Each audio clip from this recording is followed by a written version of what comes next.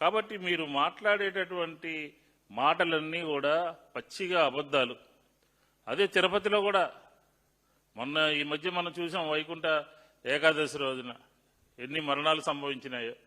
తిరుపతితో పాటు సింహాచలంలో కూడా చూసాం. ఎప్పుడైనా ఏనాడైనా ఈ దేవాలయాల్లో ఇలాంటి మరణాలు సంభవించాయా మీ ప్రభుత్వ హయాంలో తప్ప? వందల సంవత్సరాల సంబంధించినటువంటి ఒకిళ్ళమాత వెంకటేశ్వర స్వామి వారి తల్లి దేవాలయాన్ని ఎవరు కట్టించారండి? ఎవరి హయాంలో ప్రారంభించారండి? ఎవరు దానికి పూనుకున్నారండి? విజయవాడ అమ్మవారి టెంపుల్కి ఏనాడైనా ప్రభుత్వం నుంచి ₹1 ఇచ్చినటువంటి ఆనవాయితీ కానీ ఘనత కానీ ఉందా?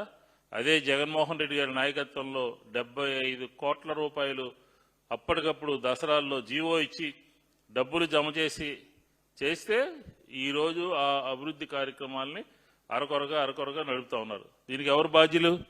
మీరు కాదా? దేవాలయ వ్యవస్థ గురించి, హిందూ ధర్మాన్ని గురించి మాట్లాడేటటువంటి నైతిక హక్కు తెలుగుదేశానికి లేనే లేదు.